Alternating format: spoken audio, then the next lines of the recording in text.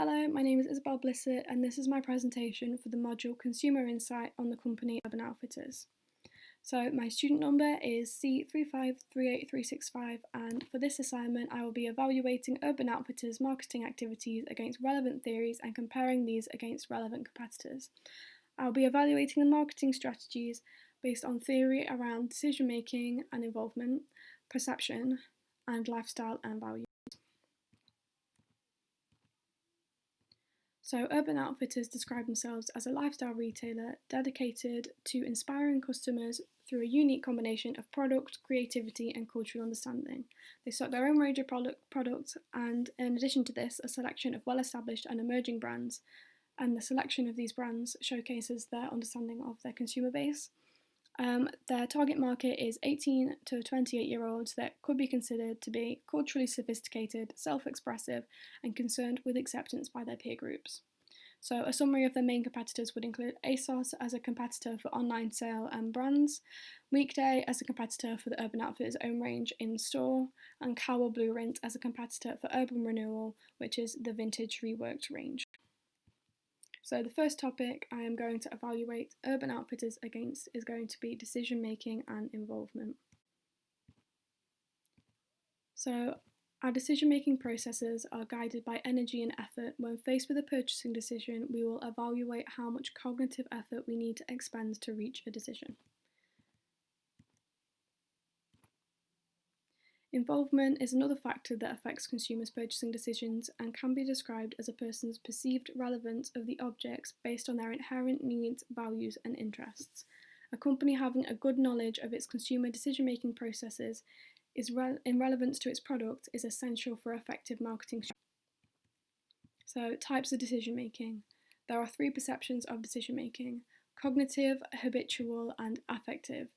Affective is concerned with a broad category of decision making, but it is relevant to clothing, so this presentation, and it is decisions that are driven by emotional responses to products or services. So, affective decision making and involvement for Urban Outfitters. Purchases made at Urban Outfitters are low involvement purchases made through an affective decision making process. There is a low risk level for consumers, and the brand reputation and identity encourages security within consumers' minds that eases them into their purchasing decisions. A determinant attribute for Urban Outfitters consumers is that the prospect of owning one of their products has positive connotations and suggests that the purchaser will feel good. Much like how consumers trust Apple for quality of their phones, Urban Outfitters is trusted to stock the latest trends, and purchases made from this brand will likely be accepted within social groups as fashionable. This is particularly effective for Urban Outfitters consumers as they have an additional care for their peer group's opinions. Therefore, they are influenced affectively by the emotional connection to maintaining their reputation within said groups. Urban Outfitters marketing activities also seek to create maximum emotional involvement by creating personal relevance to consumers through their social media, marketing, and their online platform. So, effective decision making for Urban Outfitters. Example: this is an example of how Urban Outfitters use their social media channels to create maximum involvement through an effective marketing strategy. By appealing to consumers' emotions, this social media post seeks to influence the consumer's views of Urban Outfitters as a caring brand and increase involvement through maintaining an emotional connection and building an emotional relationship. Within the brand's mission statement, they state that one of their main goals as a brand is to build a strong emotional bond with the consumer, and therefore they aim to influence consumers' affective purchasing decisions. Through this Instagram post, Urban Outfitters seek to display their partnership with the meditation and mental health care app Headspace, which is designed to give people tools to look after their mental health. This gives the effect that Urban Outfitters cares about the community surrounding its brand and makes a genuine effort to help its consumers. This is an effective form of emotional marketing as it succeeds in changing the consumer's perceptions of Urban Outfitters as a lifestyle brand and as if it's more than just for profit. It succeeds in displaying the brand as an active contributor to the environment around its business. So, effective decision making for an Urban Outfitters consumer, so ASOS. This is an example of how ASOS aims to increase involvement with consumers with an effective marketing strategy. This Instagram advert is in partnership with Ditch the Label, which is an organisation whose work aims to eliminate bullying and promote equality among young people. This is incredibly relevant to both Urban Outfitters consumers as well as ASOS consumers. This advertisement aims to affect the same emotional connection within the brand and increase involvement in this way, although its efficacy can be questioned. In the Urban Outfitters example, the content of the Instagram post rang true with consumers and was effective and relevant and perceived as authentic, whereas this ASOS example may not receive the same level of positivity.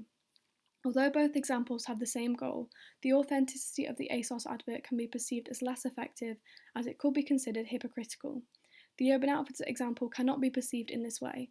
This is due to the fact that the issues raised within the Urban Outfitters example don't have a direct link to the content of the post, whereas the ASOS example, there is a direct link with the negative connotations of the content of the post. This is because Urban Outfitters don't have any connection with bad mental health, whereas ASOS has an accidental connection to bad body image, since as a fashion brand it displays the perfect body image through its models on its website and as well as its Instagram, and this will affect its consumers' body image negatively. Therefore, on this occasion, the Urban Outfitters example could be considered more effective at creating positive involvement with consumers. So, the next topic that I'm going to go through is perceptions. So, perception is the process by which physical sensations such as sights, sounds, and smells are selected, organised, and interpreted. So, it's essentially how we make sense of the world around us and how we react to encountering different stimuli. So, sensory receptors. So, you've got eyes, which process visuals and sights, nose, which process odour and aromas, ears for audio and sounds, mouth, taste, and skin for textures and physical touch. So, Urban Outfitters store sensory marketing evaluation. Urban Outfitters use sensory marketing in order to best showcase the specific attributes of the brand minds. So, the weekday as a competitor sensory store experience. So, weekday could be considered one of Urban Outfitters' main competitors for in-store sales, and this can be seen through the similarities between the sensory experiences of the two. Weekday stores have a lot of wooden features, much like Urban Outfitters. They also involve a lot of metal and exposed lighting within store design. This is a similar approach to Urban Outfitters as they also boast a stripped-back design style and both have a similar feel inside. Weekday chooses to include retro neon and shiny iridescent hues in addition to the wood chip textures in order to elevate store design. This goes a step further than Urban Outfitters as the implementation of additional textures creates a more layered and variable sensory experience. In addition to this, the in-store t-shirt printing press within the centre of the store adds to the overall sensory experience as it appeals to multiple senses at the same time, including sight, aroma, and audio. This is something that Urban Outfitters lacks. Saying that, the store experience for weekday has a downfall in its crowded nature. It can be described as densely packed with product, wall-to-wall clothes rails and displays, which detracts from the sense of calm that can be seen in the airy natures of the Urban Outfitters stores. So the next topic that I'm going through and the final topic is lifestyle and values. So consumers' lifestyle refers to a pattern of consumption that reflects the way they choose to spend their time and money.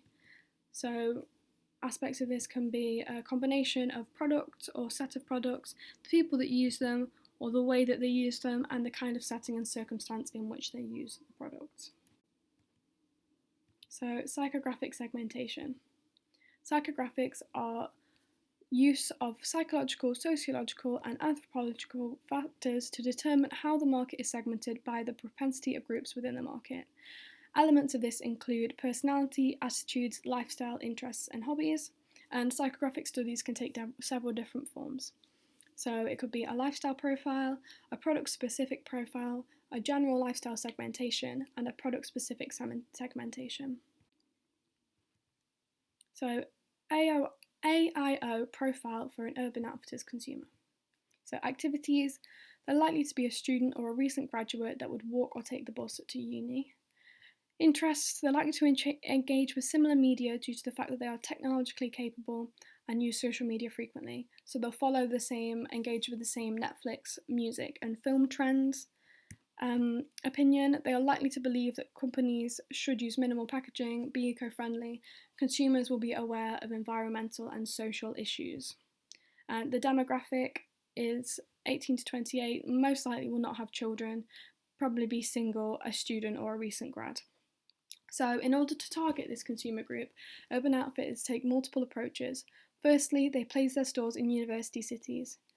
This is because of understanding of their target market as students who are influenced by city street style and will likely be passing by to and from uni. An example of their marketing for their psychographic profile of their consumers would be the email sent to target consumers through student discounts as well as branded discounts.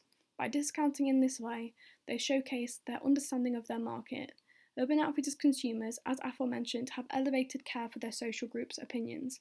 This means that they have an interest in branded products and will likely want to wear brand logos on their clothing. By advertising sales for students for these products, Urban Outfitters show their understanding of their market and produce effective communication for it. So, AOI profile for a cow consumer. So, activities. Cow consumers are likely to be students or recent graduates that would walk or take the bus to uni. Interests, they are also likely to engage with similar media, although they're more likely to be considered more edgy and have increased care for environment and individual style. Opinions, they are likely to share similar beliefs and opinions around social issues as that of an Urban Outfitters consumer. Demographics, most likely will not have children, although a possibility is it targets a more millennial consumer, as well as students and recent graduates. So Kyle targets the same consumer group as Urban Outfitters.